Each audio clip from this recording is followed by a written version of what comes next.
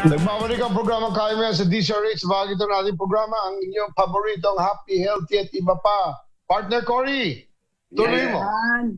Matanong ko nga sa inyong lahat mga kababayan, mataas ba ang kolesterol mo? Oo, yes. Oo daw.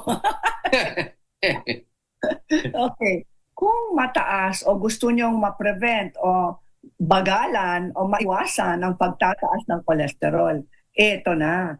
Ang sekreto ay halamang gamot. Uy, ganda niyan ha. Halamang gamot. Gulay power. Gulay power. Oh, base sa research na po yan, ha?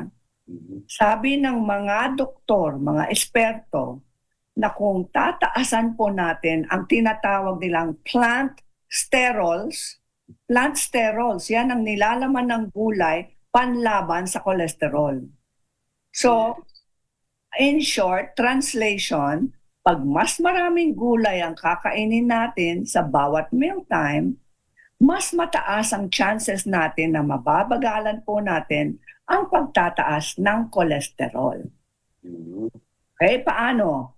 Ito na, number 1 sa listahan, napakamurang gulay, kangkong. Uy, kangkong. Paborito ko yan, ang kangkong. Favorite ni chairman yan. Oo. Pero yung kangkong na hindi naman lumalangoy sa cooking oil. Ano lang, malasado. Malasado lang. Konting ano lang. Steamed sana, na may konting asin lang, okay na okay yun. Number 2, mga talbos. Talbos ng sayote, talbos ng sayote. pampate. Yung alugbate. Uy, sikat yan. Yan ang dapat Diba, natin. native spinach yan. Okra. Yes. Ang sustansya ng okra at panlaban sa kolesterol. Okra. Yung talong. Mm. Merong sari-saring gulay. Malunggay. Napakagaling ng malunggay kasi number 1 Miracle fruit. Yeah. Malunggay o moringa, pechay o bok choy, at Bok sitaw. choy. Sitaw, partner, napakamurang sitaw, di ba? String beans. Yan ang Sa lahat ng mga leafy greens ay siyang makakatulong po sa ating lahat. How to bring it down? Paano? Damihan lang ang pagkain ng gulay. Ibig sabihin, 2 grams or less than 2 grams of gulay a day. A At day. 7 to 10% babagsak ang LDL. Yun. Mataas yan, partner. Oo. Garantisado po yun kung ganun ang ating eating lifestyle. Ito, may healthy tip. Kumain ng 2 tasang cooked or steamed sana or sauteed, pwede rin, ng malunggay with kangkong and okra. Yung kombinasyon na yon, Galing pala ng tatlong yan. at least 3 to 4 times a week, kasama na 1 kutsarang pumpkin seeds. Pumpkin seeds. Yung Walang alat ha, walang asin. Makakatulong po yan at makakapagtanggal ng LDL sa ating dugo.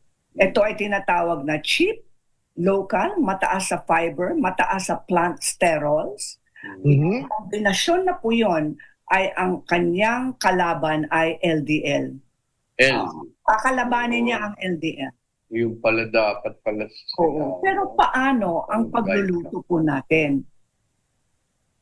Ito, ang pinaka-safe o pinaka-health-friendly sa uri ng pagluluto po natin. Number 1, steamed.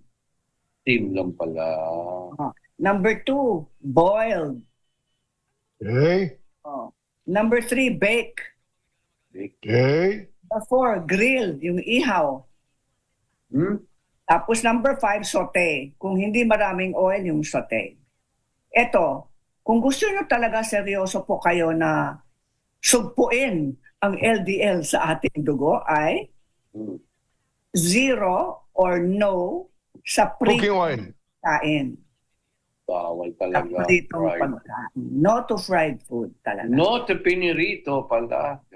Tama-tama, kinain ko kanina, binalot. Ang dali. Inihaw at saka adobo, binalot. Yes, very good. Pero yung ihaw, intindihin po natin ng mabuti yon kasi minsan overcook o minsan, di ba meron silang parang Yung brush barbecue. na pinipaste nila ng marami. Mo- Okay Sobra. lang yun. Okay lang yung konting lutong. Ikaw naman.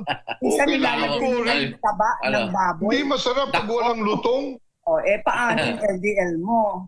Hindi, Ayan. konti lang. Tapos ito, yes ayan. na yes sa tinola, sa sinigang, sa mga sopas na walang cream or krema. May Yung patis. Pala na, alisin ang problema. Para alisin din yun. Bawal May lalo konting yung patis. patis. Ang sarap Bawasan. ilagay yung patola ng patis. Pero talaga mga bad boys eh. Bawasan ang asin at ang cooking oil Ah, at taba yeah. at lalong-lalo na yung balat ng manok. Kung gagawa po kayo ng tinolang manok, tanggalin na yung balat.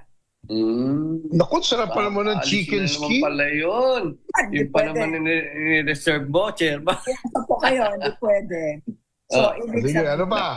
more veggies, more power. Okay. Mas Yeah, malakas more ako veggies. kapag mas maraming gulay. Yes. Ayun, gulay power. Very good. Galing. Safest cooking method. Natuwa kayo sa Happy Healthy, ha?